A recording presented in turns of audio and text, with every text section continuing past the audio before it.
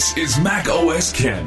iPhone building builds momentum, news of betas and updates, and coming soon to a TV near you.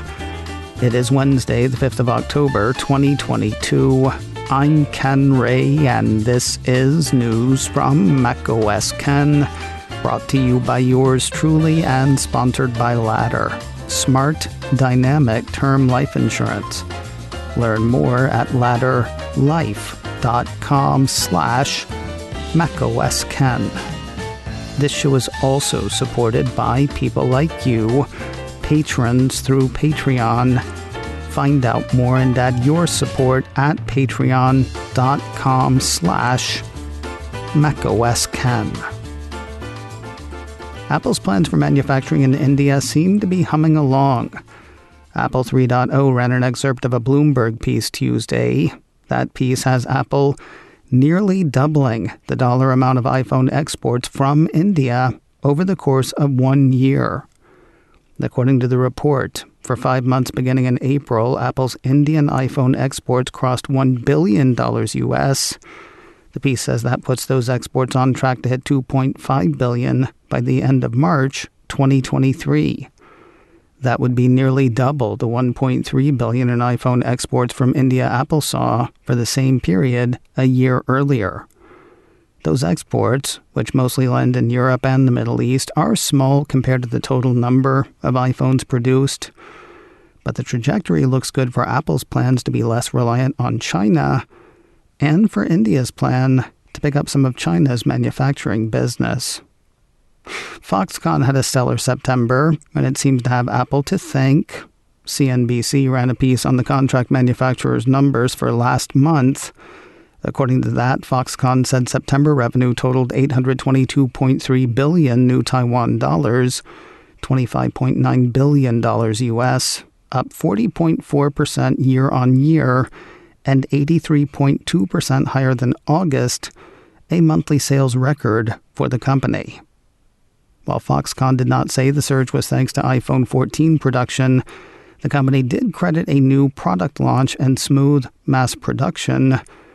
Also, mad props to Foxconn's smart consumer electronics products division, which includes its key smartphone business.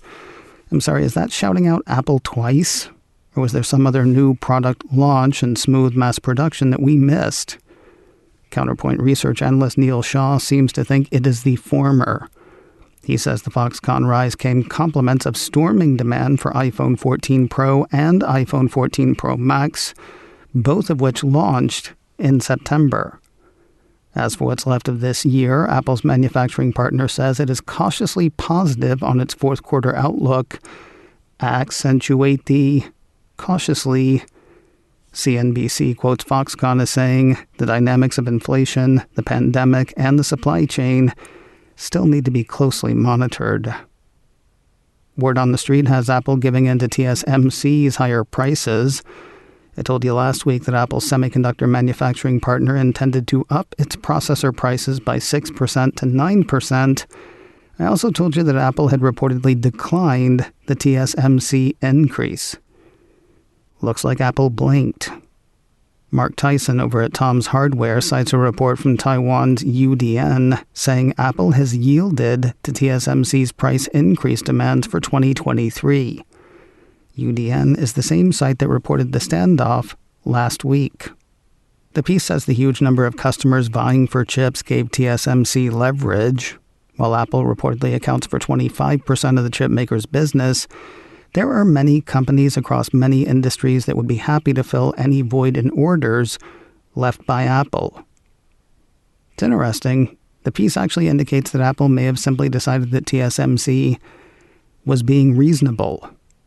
Apparently, the report says TSMC only sought modest price increases in previous boom periods.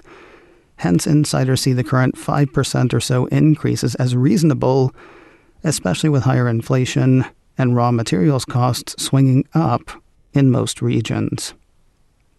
Big Bam Beta, live through 2022, continues.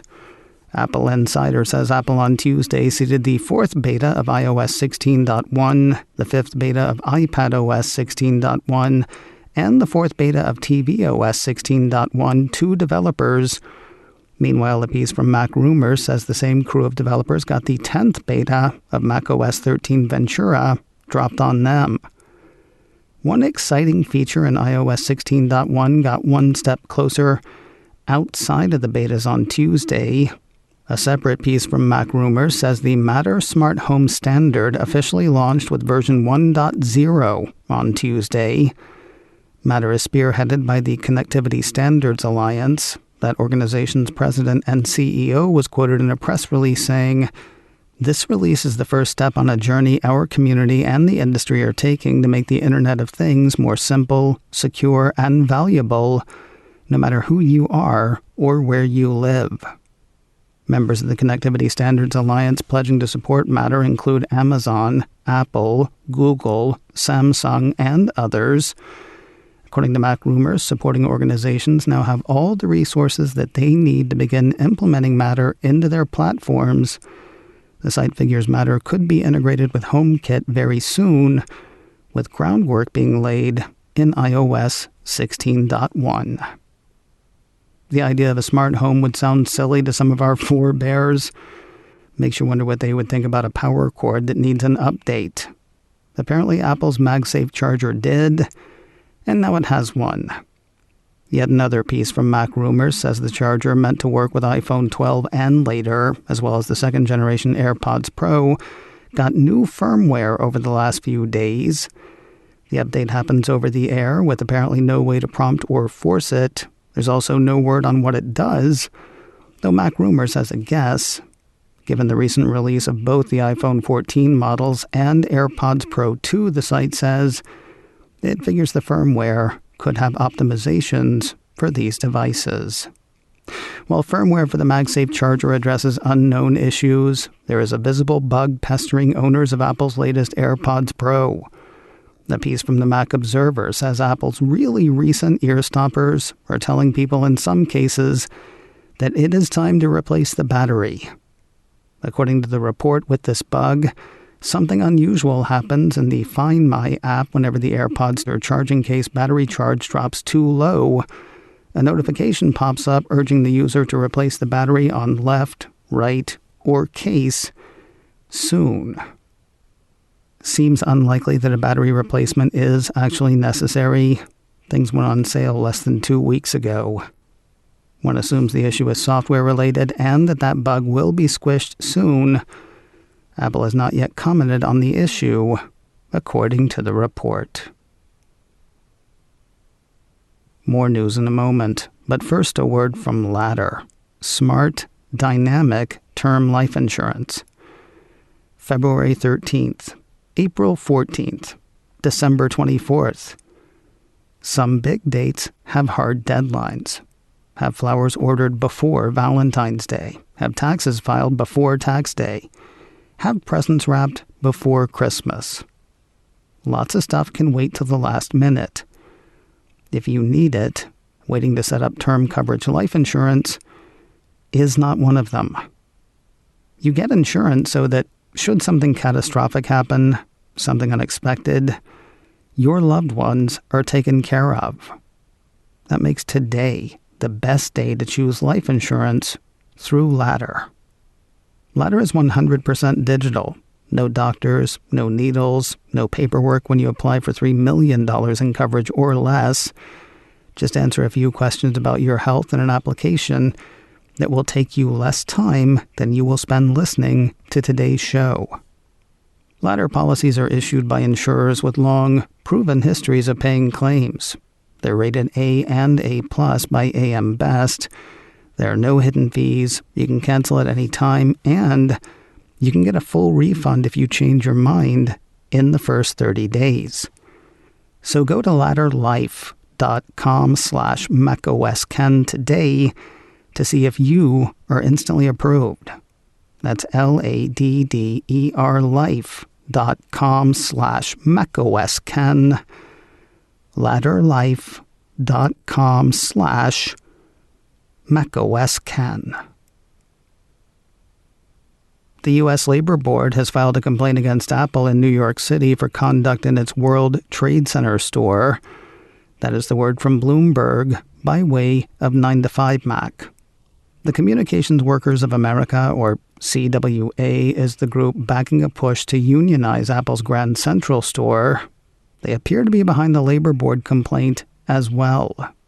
9 to 5 Mac has Bloomberg saying the complaint followed a CWA filing alleging that Apple interrogated staff, restricted the posting of union flyers, and required employees to attend mandatory anti-union speeches. The conduct took place at Apple's World Trade Center store in New York City, a CWA representative said in May. 2 shows returning to Apple TV Plus this month got new trailers this week. Coming up toward the end of October is Season 2 of Acapulco, starring and executive produced by Eugenio Derbez. Apple says the bilingual comedy tells the story of 20-something Maximo Gallardo, whose dream comes true when he scores the job of a lifetime as a cabana boy at the hottest resort in Acapulco. Derbez tells the story in flashback, with his younger self played by Enrique Arazón.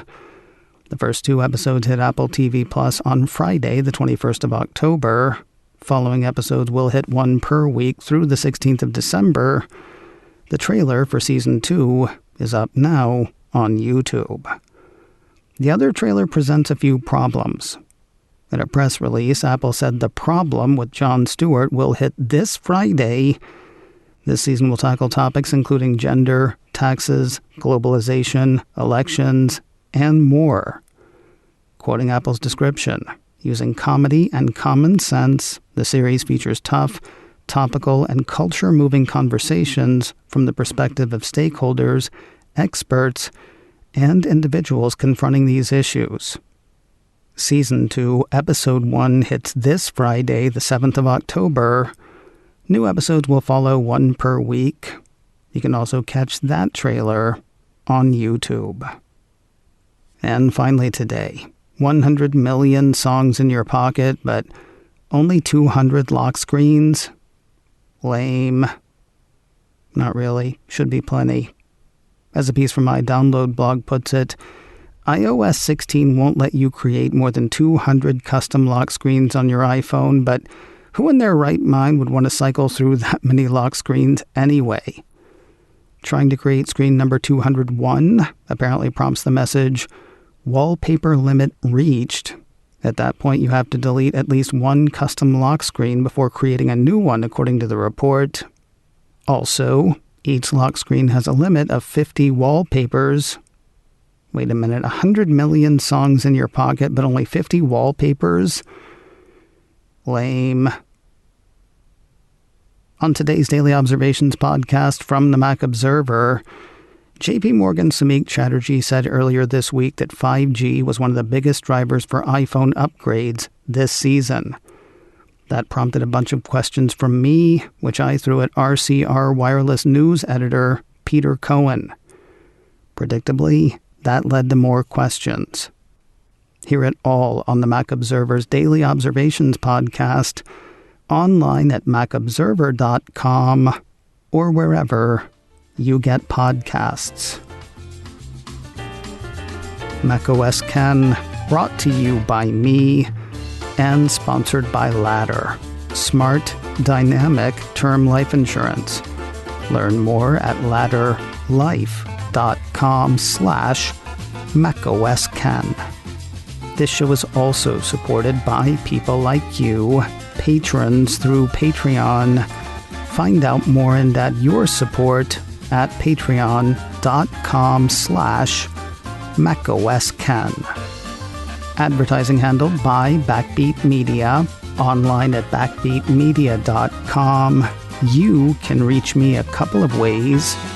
Info at macosken.com or call 716-780-4080.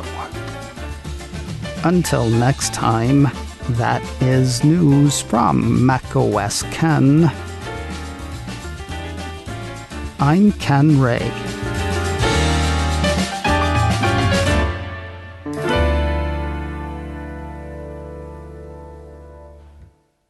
Ciao.